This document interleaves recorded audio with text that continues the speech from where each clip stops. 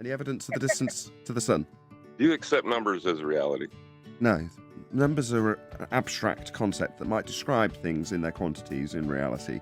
However, numbers, or mathematics, is abstract. It's a language.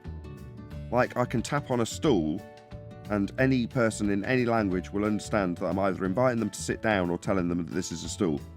It doesn't matter what the thing is named in their language or mine. Yeah? That physical thing is real, the stool. The word for the stool is meaningless unless you agree on the communication method between you. In other words, you have the same language. Maths is no different. Maths is abstract. I can describe to you the physicality of an imaginary stool and you can all conceptualize it.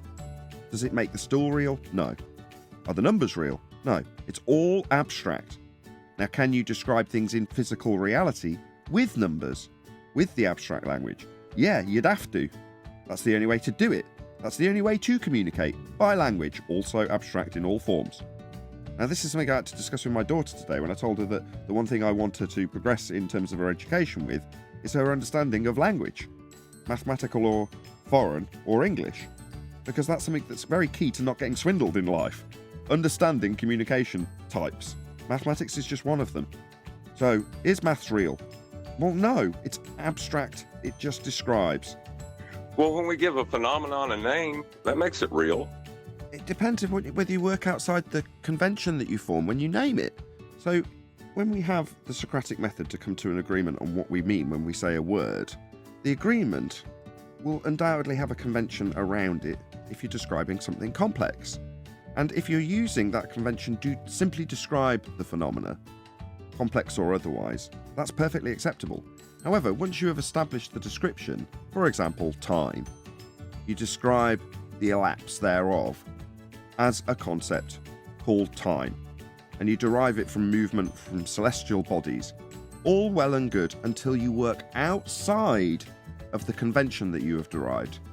For example, turning it into a dimension. Then you're working outside of the concept used to communicate. Well, that's not acceptable, because number one, you working outside of a concept when you describe something to another person doesn't change the physical reality in any way, shape or form. How can it? Communication of abstract concepts changing our physical reality. It's absurd. But that's what we've been duped with, so that's why we're discussing it.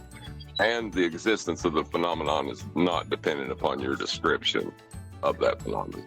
Precisely. The light in the sky will flash, the stars will appear and move. Does it matter what we call them? Does it matter that they're named stars?